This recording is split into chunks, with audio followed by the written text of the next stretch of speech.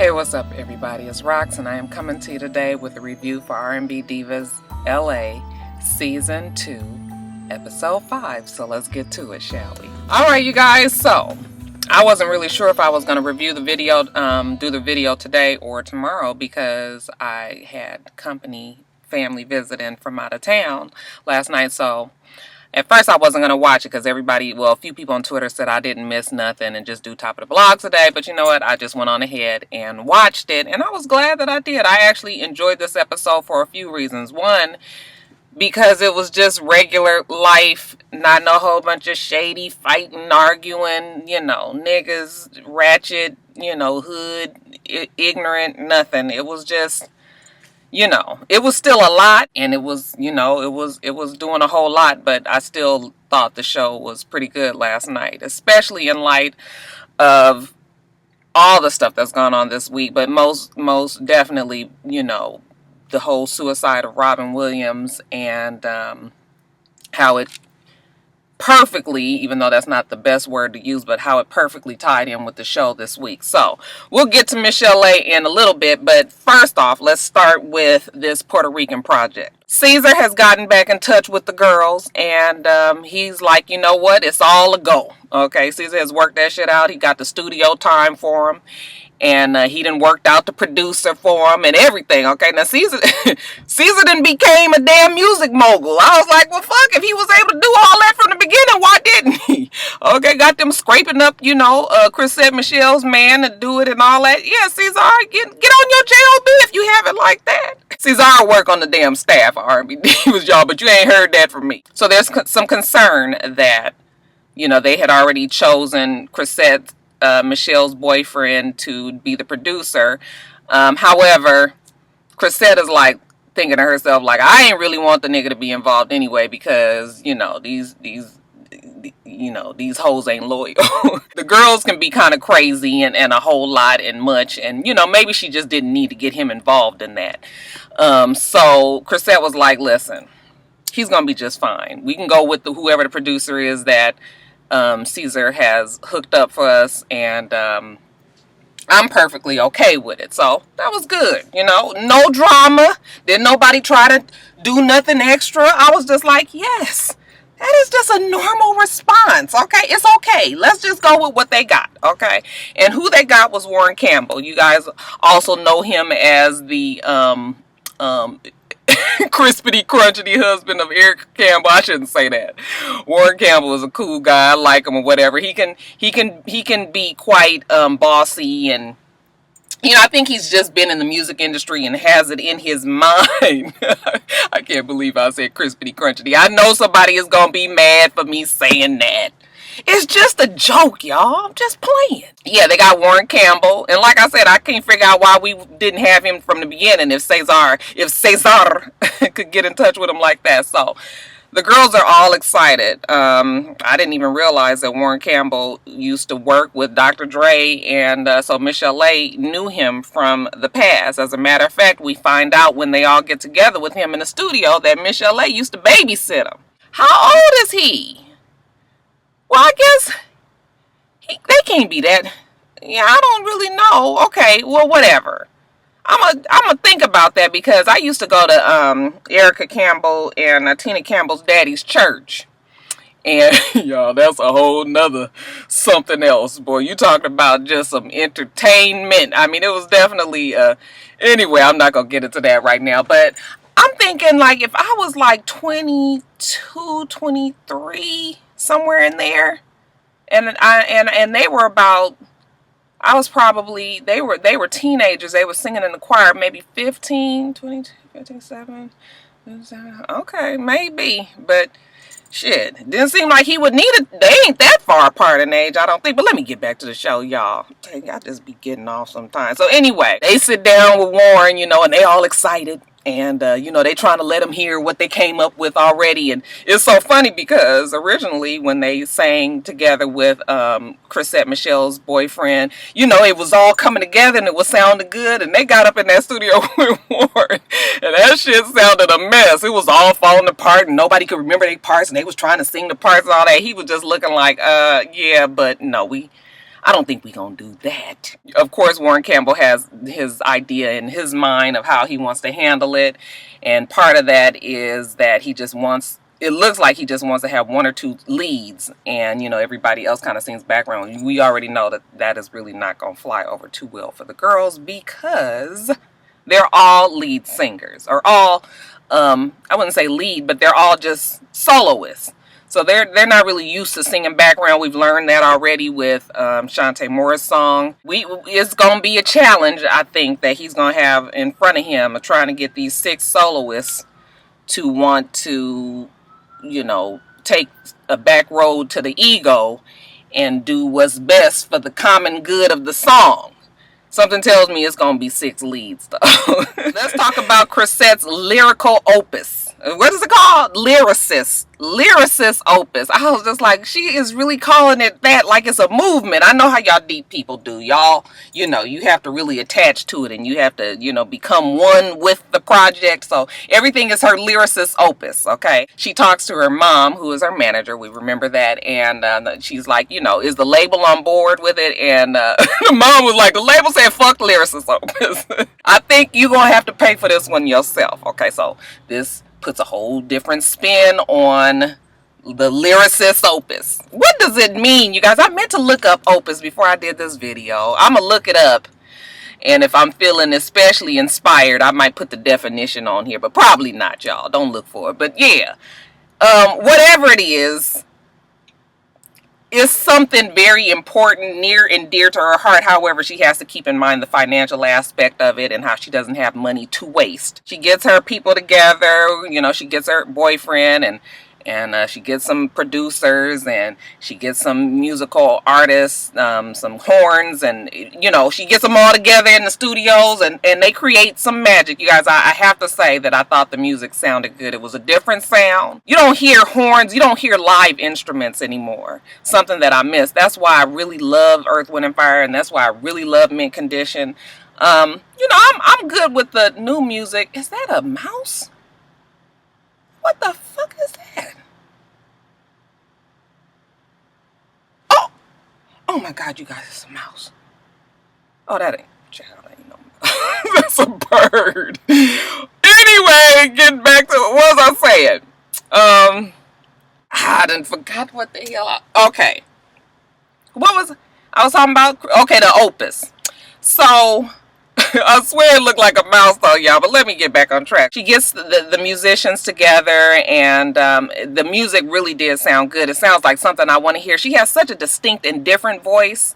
I don't always enjoy her songs, I must say. I do love quite a bit of them as well. I think her second album, I loved her first album so much that her second album I didn't really like. My girlfriend Simone loved the second album. Her third album I definitely liked as well. So go back and forth with Cresset. But that is something that I am definitely looking forward to hearing. What about how she wore her angel wings to the damn studio? I was like, she is just so different. But I have Cresset, I had her read wrong. I had her pegged wrong. I thought that, Cresset is not quite so docile, and so she's still very quirky. However, she's also very determined and knows what she wants. I hope she doesn't leave the show, you guys. I do like her on the show. And so far, I feel like she's been able to navigate without, outside of the drama. Of course, they still have a lot of episodes left to go. But so far, I feel like they haven't really portrayed her in a bad light. They really haven't edited her bad. I think they've been pretty true to her spirit. I'm giving it to you like you deep folks like it. I think they've been very true to her spirit and kept her quite organic. How's that, y'all? When she was in the studio, you could tell that's where she belongs. She knows what she wants, and she's doing it, and she feels it, and it doesn't feel she doesn't feel put on and made up. You know how you see some people that are very earthy or very something, and it seems like that's not really how they are. That's not truly what they are. I'm gonna try to think of an example of who I feel like they be putting on extra.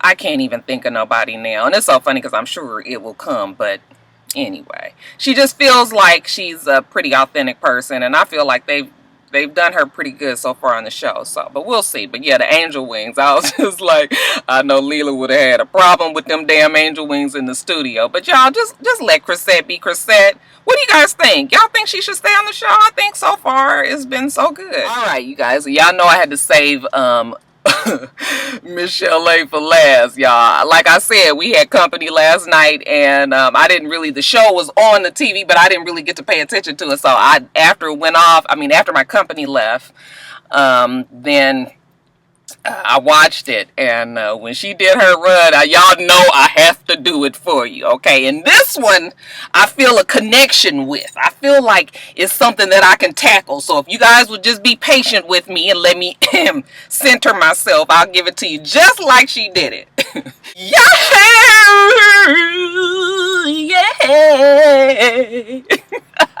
I had to bring the urge. Yeah! I was like, Michel'le, you did that shit, bitch. I enjoy her voice. It's just like, it's so different and, you know, it's crazy, but, you know, yeah! That shit just hit you. You want to do it in the middle of the store or something. Just be in there picking at the damn, you know, fruits and stuff. Yeah! Anyway, y'all, Michel'le, we gonna stretch the hands of prayer out to you, and dear Lord, please touch Michel'le right now. Get that mind together, Lord. She's got so many things that she is trying to get through. Touch right now in the name of Jesus. We pray in your name. Amen. And that's it. Not even joking about Michel'le's troubles. Michel'le has what I said from the very beginning. I really wish that this was something that she could do behind closed doors. On the opposite side, maybe it's a good thing that it's on the show, and it might help some people that go through the same things but don't really, you know, feel embarrassed or don't really know how to reach out and get help, or don't even realize it about themselves until they see it on something, you know, see somebody else in the same way. Because Michel'le has got, yeah, Michel'le's got some issues. She's got this thing that she's doing, the Martin Luther King Day parade out in LA, which is, y'all, I'm telling you, I've had some good times at the King Day parade. You know, I was real offended when they was acting like, you know, you hear Crenshaw and you think Crenshaw Mafia. I'm thinking like, it's a fucking movie. I mean, you know, I know I might not have presented LA too well in some of my storytime videos, but you know, I guess you just have to live there. Crenshaw is, yeah, it got, you know, it's severe niggatry, of course. However, we do try to act like we got a little bit of damn sense when it's something like a King Day Parade. Although there have been a few little instances. Back in the day, I kind of remember running. But that's all I'm going to say about the parade now. But now that it's gotten a lot bigger, and like Michel'le said to Lil Mo and Cresset, they've done a lot of building up on Crenshaw Boulevard, and you know, have made it so that people want to be, you know, stay in their community and recycle the black money. I mean, you guys know how it goes. So King Day, like all Martin Luther King streets, of course, is in the hood. Okay, so shit, it gotta be on King Street, right? So it runs through the hood. She's performing at this thing, and she asked the girls to come, and they all decide to come. Now, when she gets there and the girls come, she's all happy to see him. I thought she looked pretty. She had on her orange, much like I do today. You know, she's set for her 15-minute set to get up there and sing a couple of songs, and then, you know, get her ass off the stage. However, the stage manager comes, and he looked like he already know that it's fixing to be some shit when he tell her that he needs her to extend her set 15 more minutes to 30 minutes. Now, I am definitely one of those people who don't like last minute changes, and if I have something set in my mind what I want to happen, I don't want you to come to me 20 minutes beforehand and say, I need 15 more minutes. Okay, that's going to really be a problem, especially if I'm singing, you know, and especially, no disrespect to Michel'le, but, you know, it's not like she has been singing a lot lately, and, you know, you already got your shit set for what I'm going to do here. My voice is trained for these 3 damn songs, nigga, and now you talking about 6 songs or 3 extended versions of my songs? No. Okay, so him telling her that he needed her to do that, you know, that put baby girl on over the edge, okay? I could see what she was trying to say, but the shit was just, it was a whole lot of extra. It was trying to, you know, express the fact that she didn't want to do that. However, it was coming out a little differently. She's babbling. She's saying that she tries to be subservient, and she's trying to be subservient and do what they say, and this is not, you know, what's, you know, beneficial to her life, and she tries to stay true and beneficial to her life. What was she saying, y'all? What was the word? Kept on saying something is not like crucial to her life, and she only wants to do work within what's in her life. I was just like, girl, now we is really witnessing a breakdown in effect here, okay? The girls are trying to, they looking like everybody was just like, what? They was trying to get her back focused, like, girl, you can do it, okay? Extend your songs or do some cover songs and all that. Yeah, that probably would have upset me too, but you know, yeah, you gonna have to get it together, Michel'le. And yeah, it was rough. So, you know, they finally got her calmed down and say, okay, you just gonna get up there, you can do it, we here for you, rah rah rah. Y'all, she get up on that damn stage she about to sing Nicety, and you know, she's just like, you don't say you love me. She can't hear, and y'all, she doing a whole lot of extra, like, I don't know if that's part of the song or she pointing to the producers. I mean, the music sound people, like, get this shit right. But she just like, you think that you love me. And y'all know Nicety is the jam. Oh my God. Y'all, I'm telling you, I had some good times to that CD. But anyway, let me just get back on track here. So she gets frustrated. She goes through the whole song and literally you cannot hear her. Okay. And she walks off stage because she's pissed, okay? She got to get herself back together because you already know that, you know, Michel'le is working with the very shortest fuse. I'm talking about like about this big. It looks like it's been some time that goes on, so they work on the sound or whatever, and then because it's dusk now, it's a little bit darker, and she comes back out and she sings It's Something in My Heart, and you guys, I just have to sing a little bit for you. You take my love and I'm willing. There's no limit to the love I'm giving. The love I'm giving.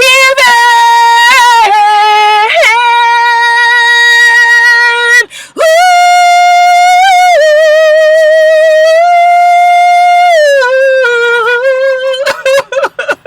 Y'all know that's my song. Y'all don't want none. I know every time I do it for y'all, y'all don't want none. Okay, let Rocky get back on track, will you please? She sings the song, she gets through it. I think she sings one more song.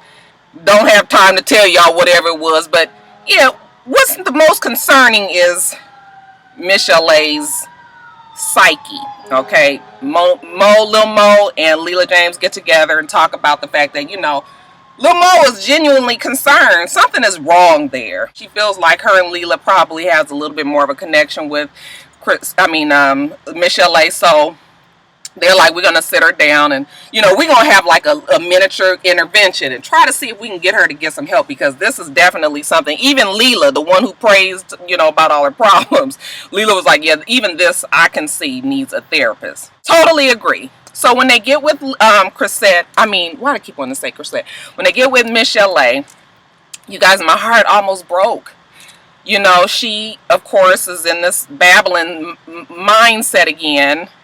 It's almost a manic state. She tells them that she's just, everybody always leaves her and nobody loves her. She feels like she's not an adequate parent. You know, her 11-year-old daughter, she has, you know, issues, feeling like she's not doing what she should do, and just really down on herself and just crying. Her eyes, you know, she has these big ass glasses that she wears, and we find out that it's probably because she's been crying a lot.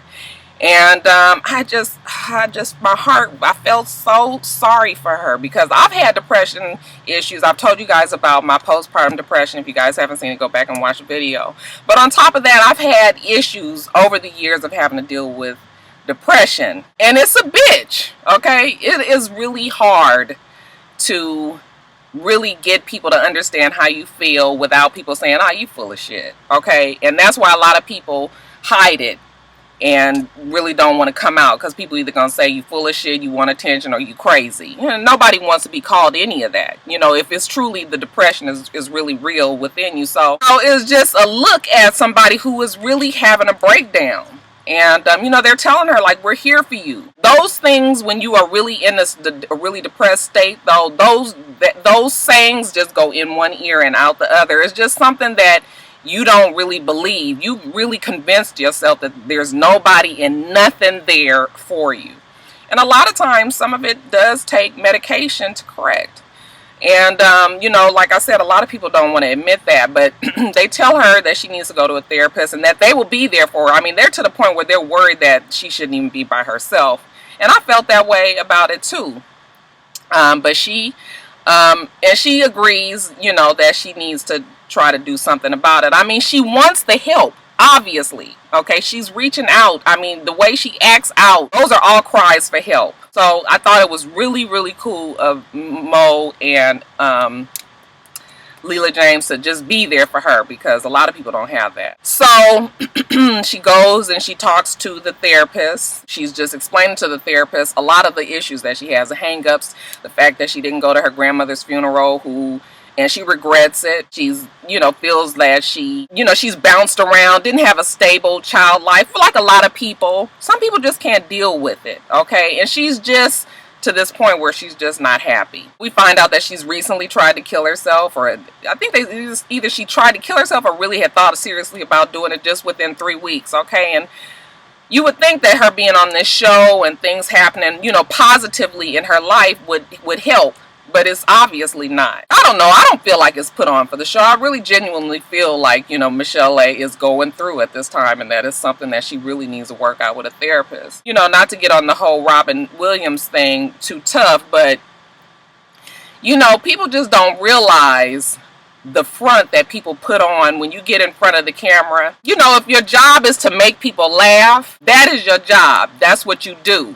But that might not be who you are or how you feel at the time. When you get behind closed doors and when you're by yourself and you really have to deal with your inside feelings and what is really making you tick, you know, the depression, if it's there and if it's taken over, even though everybody else doesn't realize or didn't realize how unhappy you are, you can be a very, very unhappy, very, very unhappy person. And, you know, these comedians, Robin Williams, and you know, all of the ones that have killed themselves or drug overdosed, Farley, and I mean, when you just go down the line, what's that other guy from Saturday Night Live? And you know, it's been a host of comedians, especially that have killed themselves and drug overdosed. And the reason why is because they've never been able to really deal with it. They have to be on point and funny and, you know, all the time. And then, you know, dealing with their actual real lives. And then Robin Williams had a lot of other things going on, his health and all of that. But, yeah, depression is just rough. It's just terrible. It's a horrible thing. And if you get stuck in it, you know, it could really do a lot of damage to your life and a lot of people around you. So it's good to try to get help. And it's good that Michel'le is, you know, is committed and focused, that she wants to make this happen with the therapist. But yeah, didn't you guys feel sorry for her when she said that she just wants love? I was just like, God, it's such a simple thing, but it's just so far out of reach, you know. So we'll see what goes on with Michel'le. I hope that, you know, if she does end up being with that guy Tony Cornelius, I hope that it's a, you know, relationship where she can finally feel, you know, feel love. Because, man, we all need to just feel love. I am not fixing to go there. Okay, I'm not. I ain't doing it today. But I don't want to get preachy. And I definitely don't want to get all watery and teary-eyed. I feel it somewhere in my soul. But anyway, yeah, you guys, let's pray that it just all works out for Michel'le. All right, you guys, that's it. Okay, I want you to remember to rate, comment, and subscribe to the channel. I'm itsrox. The channel is for itsrox, and everything else I do will be in the bottom bar. All right? All right, so I hope you have a wonderful, wonderful rest of the day, and I plan on doing the same. Until next time, Roxstars. Bye.